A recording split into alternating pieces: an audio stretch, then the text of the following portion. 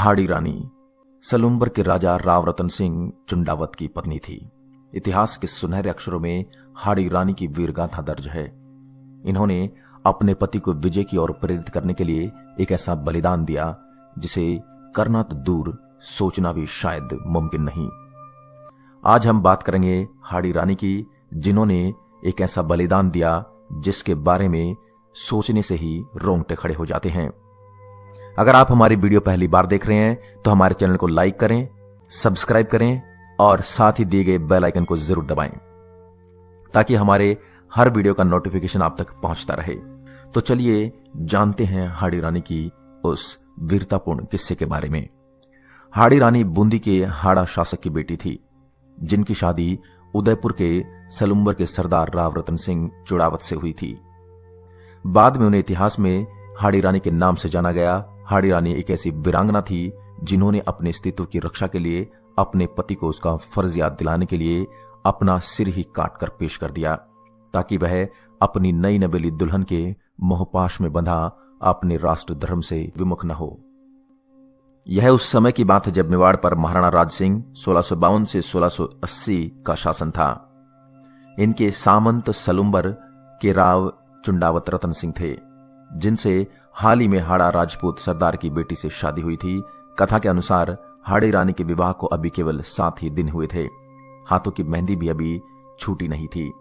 उनके पति को युद्ध पर जाने का फरमान आ गया, जिसमें महाराणा राज सिंह ने राव चुंडावत रतन सिंह को दिल्ली से औरंगजेब की सहायता के लिए आ रही अतिरिक्त सेना को रोकने का निर्देश दिया था।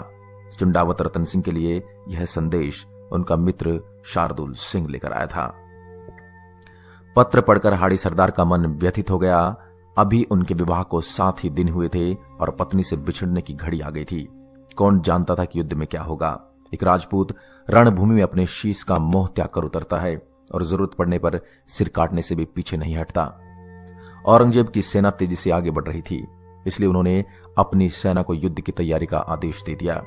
वह इस संदेश को लेकर अपनी पत्नी हाड़ी रानी के पास पहुंचे और सारी कहानी सुनाई। रानी को भी यह खबर सुनकर सदमा लगा, पर उसने खुद को संभाल लिया और अपने पति को युद्ध में जाने के लिए तैयार किया। उनके लिए विजय की कामना के साथ उन्हें युद्ध के लिए विदाई दी। सरदार अपनी सेना को लेकर चल पड़ा, किंतु उसके मन में रह रहकर आ रहा था कि कहीं सचमुच मेरी पत्नी मुझे भूल न जाए। वह मन को समझाता, पर उसका ध्यान उधर ही चला जाता। आखिर हाड़ी सरदार से रहा न गया। आधे मार्ग से उन्होंने पत्नी के पास एक संदेश वाहक भेज दिया। पत्र में लिखा था कि प्रिय, मुझे मत भूलना, मैं जरूर लौट कर आऊंगा।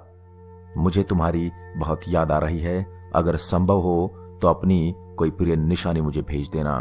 उसे ही देखकर मैं अपना मन हल्का कर लिया करूंगा।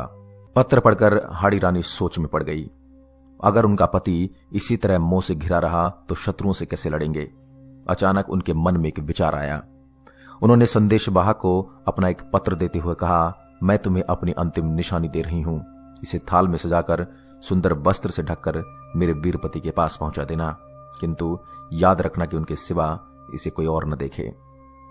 हाड़ी रानी के पत्र में लिखा था, प्रिय, मैं तुम्हें अपनी अंतिम निशानी भेज रही हूं। तुम्हें मेरे मोह के बंधनों से आजाद कर रही हूं। अब बेफिक्र होकर अपने कर्तव्य का पालन करना। मैं स्वर्ग में तुम्हारी बाट जोहूंगी। पत्र संदेशवाहक को देकर हाड़ी रानी ने अपनी कमर से तलवार निकाली और एक ही झटके से अपना सिर धड़ से अलग कर दिया।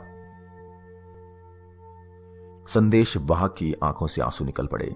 स्वर्ण थाल में हाड़ी रानी के कटे सिर को सुहाग के चूनर से ढककर संदेशवाहक भारी मन से युद्ध भूमि की ओर दौड़ पड़ा।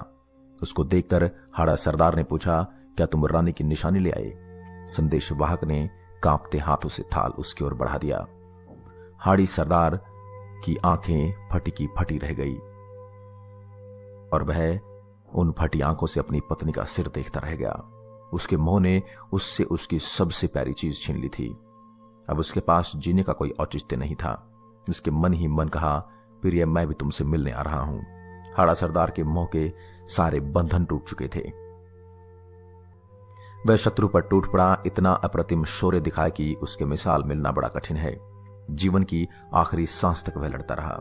औरंगजेब की सहायक सेना को उसने आगे नहीं बढ़ने दिया जब तक मुगल बादशाह मैदान छोड़कर भाग नहीं गया था। इस जीत का श्रेय केवल उसके शौर्य को नहीं बल्कि रानी के उस बलिदान को भी जाता है जो अब तक के इतिहास का सबसे बड़ा और अविस्मरणीय बलिदान माना गया है। आशा करता हूं आज का यह किस्सा आपको बेहद रोचक, प्रेरणादायक एवं वीरतापूर्ण लगा होगा। ऐसे ही अन्य किस्सों के लिए आप हमारे चैनल को लाइक करें, शेयर करें एंड सब्सक्राइब करें। और आज के इस किस्से पर आपकी क्या प्रतिक्रिया है, यह हमें कमेंट बॉक्स में जरूर बताएं। एक बार फिर आपसे मुलाकात होगी एक और ऐसे ही दिलचस्प किस्से के साथ। तब तक के लिए नमस्कार, जय हिंद, जय भारत।